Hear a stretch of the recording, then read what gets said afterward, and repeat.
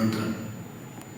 10 ಕನಿಷ್ಠ ಪಕ್ಷ ಅವಸರದಲ್ಲಿದ್ದರೂ 10 ಗಾಯತ್ರಿ ಜಪ, 3 ಹೊತ್ತು ತಪಸ್ಸು, 100 ಮಧ್ಯಮ ಪಕ್ಷ, 1000 ಇದು ಉತ್ತಮ.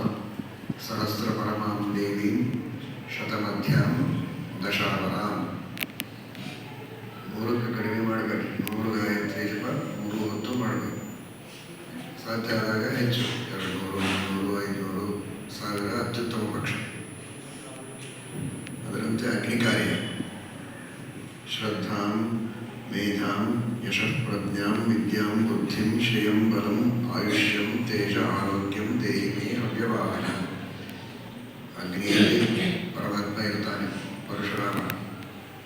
ಆ ಅಗ್ನಿಯಲ್ಲಿದ್ದ ಪರಶುರಾಮನ ಉಪಾಸನೆ ಅಗ್ನಿ ಕಾರ್ಯದಿಂದ ಮಾಡಿದರೆ ಇದೆಲ್ಲ ಬರ್ತದೆ. ಶ್ರದ್ಧಾ, ಮೇಧ, ಧಾರಣ ಮಾಡುವ ಶಕ್ತಿ, ಒಳ್ಳೆ ಕೀರ್ತಿ, ಈ ಎಲ್ಲ ಗುಣಗಳನ್ನು, ಆಯುಷ್ಯ ಆರೋಗ್ಯಾದಿಗಳನ್ನೆಲ್ಲ ಅಗ್ನಂತರ್ಗತ ಪರಮಾತ್ಮ ಕೊಡ್ತಾನೆ. ಒಳ್ಳೆ ತೇಜಸ್ಸಿರ್ತದೆ ಮುಖದ ಮೇಲೆ, ಒಳ್ಳೆ ಬುದ್ಧಿವಂತ ವಿದ್ಯಾರ್ಥಿಗಳಾಗ್ತೀವಿ.